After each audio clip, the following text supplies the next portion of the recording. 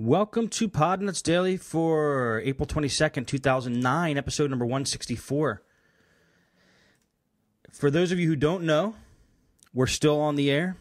We're starting at 6:30 instead of 6 o'clock now, Monday to Wednesday. So it gives me more time to prepare for the show. I'll be happier. I'll probably be fed. The shows will be better. And if that's cool with everybody, then I'm happy about that. So thank you for that. Live call show today. So we're doing live calls today. If anybody wants to call in live, get your Skype on. Skype me at Podnutz Daily after the show. Or you can call 610-624-1689 after the show. Or at the end of the show. Let's put it that way. Last episode of Podnutz Daily was episode number 163. It's not posted yet.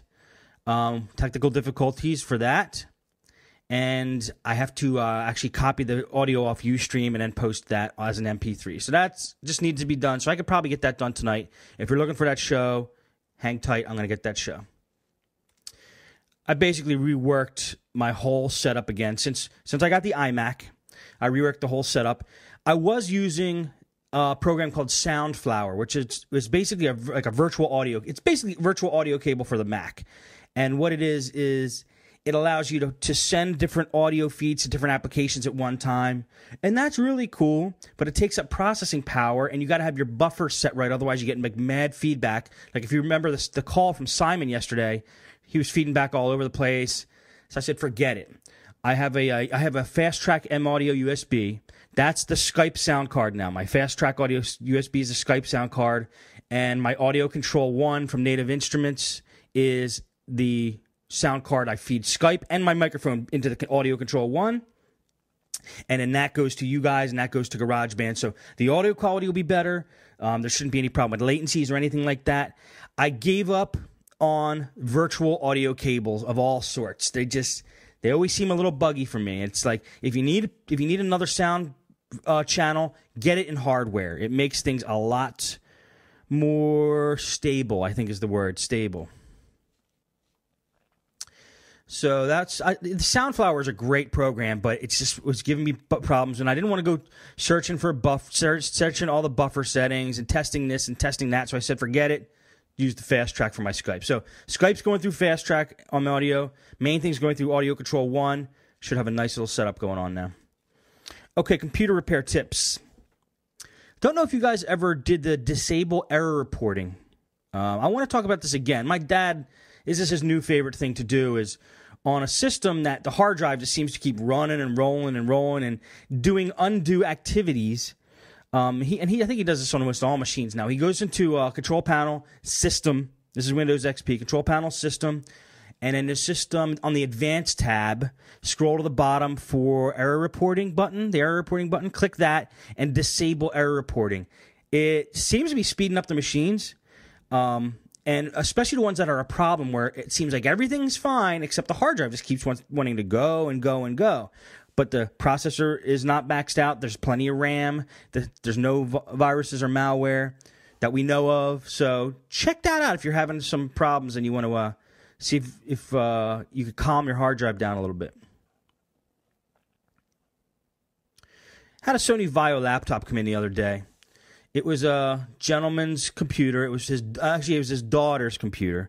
And she put this thing like through the ringer, man. This thing was beat up. And what it was doing was you hit the power button and it would go like a loud loud noise this fan was making. It sounded like it was and then he also said she smelled a burning smell. From the sounds of it, you would think you could never fix this computer. But just don't let the sound of a computer deter you. The fan, I took it apart, and all that was happening was she must have squished it or dropped it or something. All that was happening was the shield that covers the fan was squeezed together, and it was actually stopping. It was actually pressing up against the fan. So every time the fan started spinning, there was friction, and that was the burning smell of the blade of the fan, the plastic. It was probably just plastic burning smell, and it was also the noise it was making. And it was take a screwdriver and bend out the outsides of the where the fan casing, so it's not touching the fan. Make sure that when you put it all together, it doesn't smush back into its place that it was. Like, put it back in a way that keeps the shape of the case, which usually will keep the shape on its own, because they're usually metal. And it runs quiet as can be. Now, here's another thing I want to talk about with this, and that was one of the only problems with it. I still checked the computer for malware. I cleaned up the malware. I optimized the system. And then I get monitor wipes. I could get it at Staples or wherever you buy your monitor wipes.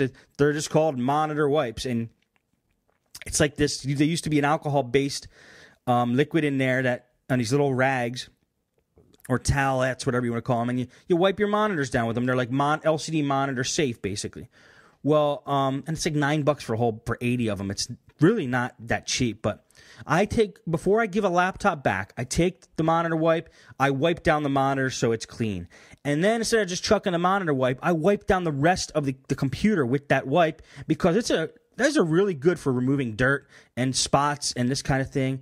So I shined up the keyboard real nice, and I made the computer that looked like trash looking nice again. I also like to take a wet dry vac with a brush at the end and run over the keyboard. If the keyboard's dirty, you run the brush over the keyboard and suck out it gets all the chunks out that are under the keys. So I did that. I like to give a computer back to a customer in a better physical condition as well than software condition when they brought it in. Even if they didn't ask for it or they don't expect it. That's a service that gets recognized, or I didn't know if it was getting recognized by the customer, but then I get an email, and it says, no, somebody left you a new review on Angie's List. So I go to Angie's List, and I check it out, and somebody left a review, and they said, the fan was broken on this laptop. We took it to, my company's called the Geek Force. We took it to Geek Force. They fixed it up. And then he put at the end, and they also cleaned the keyboard off. So he actually put that in a review and was happy about that. So go the extra mile as far as cleaning. It's that little extra step that'll make you a step ahead of the competition. Not everybody's going to do that. Some people will just if a computer comes in dusty, they'll keep it looking the same dusty. Even if they clean the inside, clean the outside too. Make it look nicer, and that goes a long way in building goodwill with your customers. They notice that kind of thing. So. Just wanted to talk about that. If you're asking what's Angie's List, go to angieslist.com. This is a list you guys want to be on for your businesses. And the thing is, you don't put yourself on Angie's List. Customers have to put you on Angie's List. You can't leave a review for yourself on Angie's List. People are members of Angie's List. They use your service, and then other members of Angie's List recommend you to other members of Angie's List, and it basically becomes a safe haven for people looking for contractors or service providers of any kind. They go to Angie's List where everybody's leaving reviews, because the companies aren't allowed to leave reviews for themselves. So it's good for consumers, and they love it. So if you can get on Angie's List and get a bunch of good reviews, you're going to get a